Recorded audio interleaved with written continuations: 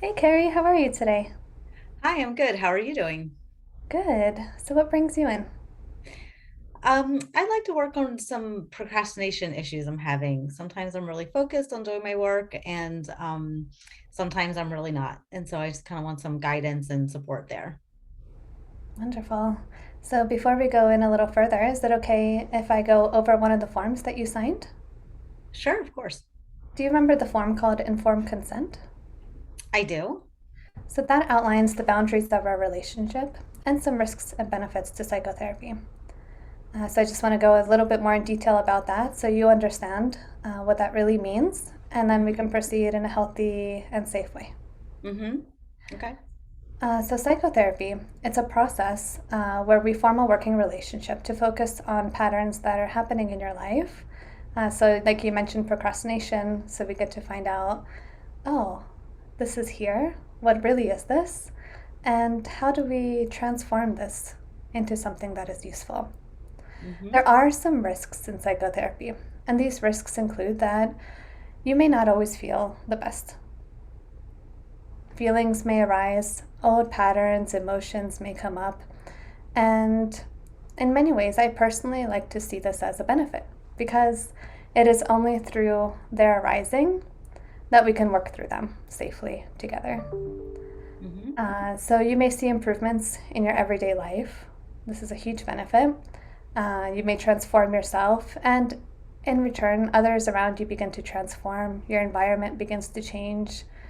Currently, I work within the scope of acceptance and commitment therapy, which is also known as ACT or ACT, where the main aim is to help you turn old pain and pains you may be experiencing now and suffering into meaning and purpose.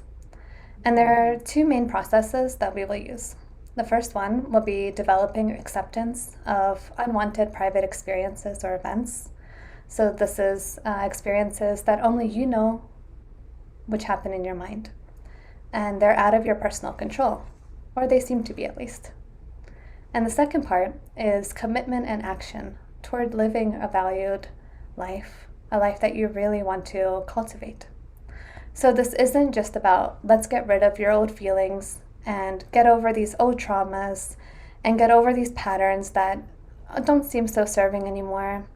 That actually happens as a side effect in ACT, which I think is pretty awesome because we don't need to focus on let's eliminate. Rather, we notice the old patterns as they naturally arise, and we're able to compose them into something that is useful to help you transform. Psychotherapy, it's a relationship that is confidential and it's safely protected by the state of Colorado. And no one will have access to our conversation here today or any conversation in the future.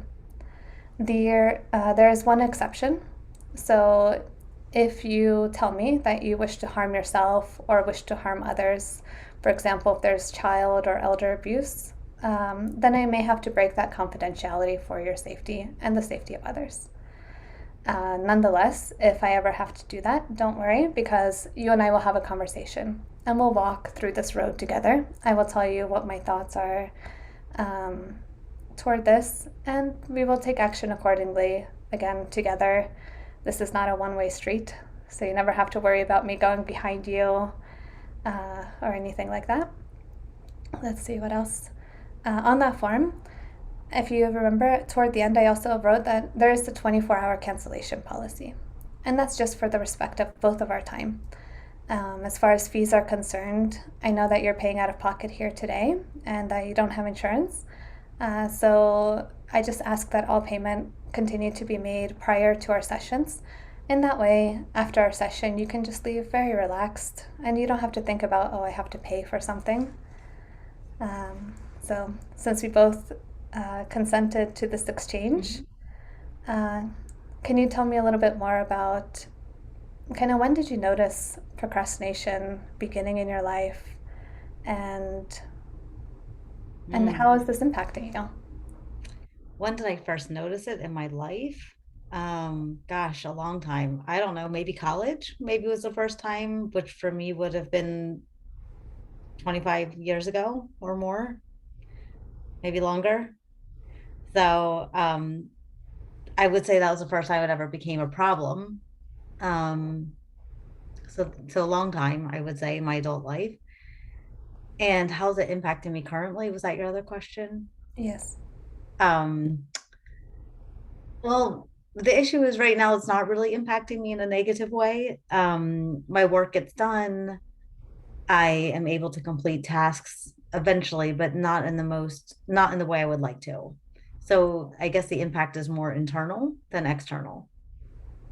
So does it sound kind of like um, maybe sometimes you don't have the right motivation? Yeah, yes, it's definitely about motivation, like how I want to spend, more about like how I want to spend my time. So maybe I need to write a letter for a client, and I know I have to do it by the end of the week, but I just don't really feel like doing it as it's nice outside, and I'd rather be outside while it's sunny than in front of a computer. And so I'll procrastinate until like that deadline. But the way that it impacts me is like when I haven't done the task and I know I should just do it, then I have a lot of ruminating thoughts about just sitting down to do a task. Yeah. Internal resistance, perhaps. I hear that. And in many ways, that's human nature, right? I think so, yes. Yeah. So I'm really happy that you were able to really see that and that you were able to come in today to get this conversation started, to get this process started. And psychotherapy, it's a really wonderful place to begin to build that motivation and to be able to transform this pattern of procrastination. And since we don't have time to go into more of this today, I would like to give you some tool that may be helpful, kind of as we get to know each other in the meantime, that you can use toward slowly being able to transform procrastination into kind of skillful action Mm. and into motivation. How does Hmm. that sound? Great. I'd love that. Wonderful. So, kind of as a homework and as a tool, I would like to share with you this one. Um, every day before you go to bed, what would it be like to write a list, just 3 things of what you have to do the next day? 3 things as your priority for the next day.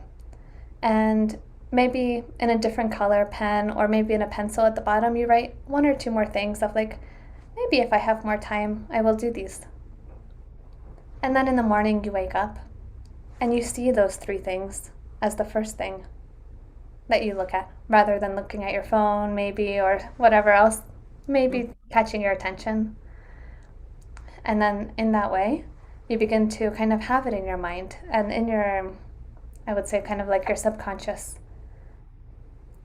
Then Hmm. perhaps that will help you kind of be more focused toward those aspects that you really need to get done, like writing that report for the client or that letter for the client. Hmm. I like that. I'll definitely do that. Wonderful. Thank you, Carrie, for coming here today. And then next week at this time, does that sound good? Perfect. Wonderful. I look forward to seeing you then. Thank you. Thank you.